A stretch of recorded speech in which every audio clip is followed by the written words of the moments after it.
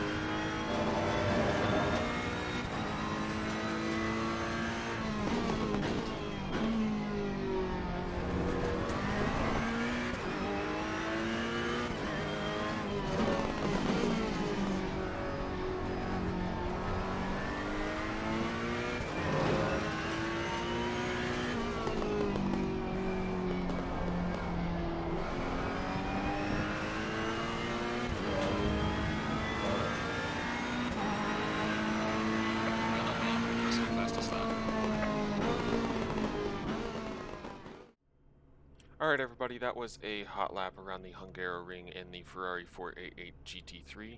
Managed a 144.166. I feel like I'm slowly figuring this track out a little bit better and kind of what it wants from a car. This Ferrari is always a little bit challenging for me to set up.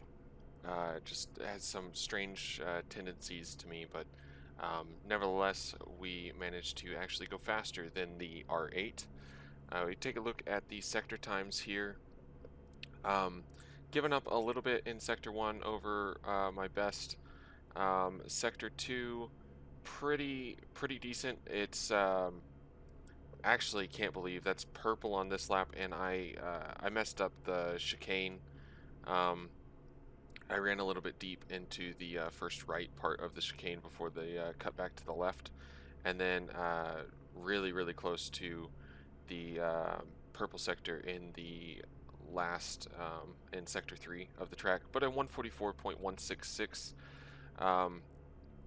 Go ahead and take a look at the setup here. We started with the aggressive preset, and this is what we wound up with. Again, just trying to balance the tire pressures for 28 psi around the track when it's hot. You'll probably have to adjust this, but 28 psi is what I was shooting for. Increased the camber on the front and the toe. Same as with the Audi, just feels like it's a little bit better in the slow speed corners, which there's a lot of slow speed tight corners around this track, and generally you're going to want more toe with slower speed, tight corners like that to kind of help the car get around there without scrubbing the tires across the track too much. Also, reduce the rear toe just a little bit. Probably can go ahead and reduce this even more, just to a tenth of a degree or so. And then let's see, onto the electronics. Traction control, ABS on 2, ECU map on 1, traction control 2, I bumped that one up to 4. I seem to like it higher for some reason. Anytime TC2 is available, I like it a little bit higher.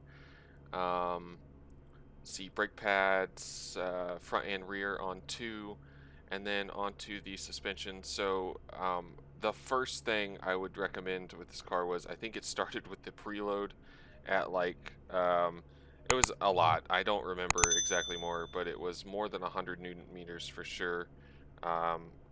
Just dropped that all the way. So anything in between this kind of like 50 to 20 range felt so much better to me. The rear was just kind of snapping randomly.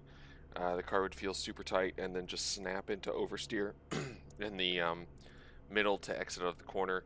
Preload took care of that. Anti-roll bar on the rear. If you're wanting a little bit more rotation on the exit of the corner, increase that. I did run it as high as 10.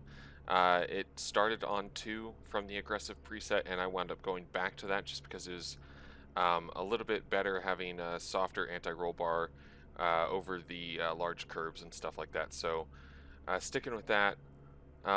Let's see, we lowered the bump stop range just a little bit on the rear and increased it a bit on the front. Brake bias all the way back to 55.8.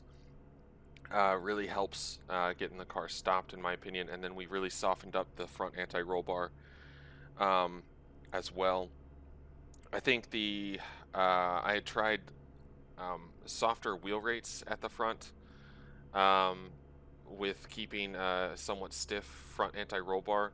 It just felt like I had no grip after the initial turn in. The stiff front anti-roll bar gave a really precise, nice turn in, but then in the middle of the corner, I just felt like I had absolutely no grip. Softening up that front anti-roll bar really kind of lets the weight roll around, left and right as you're turning. If you're making a right-hand turn, you're rolling. The car's rolling and loading up those left tires. A softer anti-roll bar just kind of, it felt like it was given a little bit more grip to the outside tires in the corners like that, with the downside of giving up a little bit of precision on the turn-in, but also making it a little less jarring going over the curbs. The dampers, so this was kind of the same line as the Audi, soft front, fast bump all the way around. Very low fast rebound though this time as well. I think this is a little bit more in line of what I should have done on the Audi, but nevertheless. And then running pretty high rebound on the front seemed to help the balance of the car immensely, especially in the middle to exit of the corner. And increasing the bump on the rear as well really seemed to take care of some of the driving issues I was having on corner exit and kind of also mid-corner. Onto the arrows, so we increased the front ride height 62 millimeters. Once again, that's just basically due to attacking the curbs around here, not wanting to scrape too much.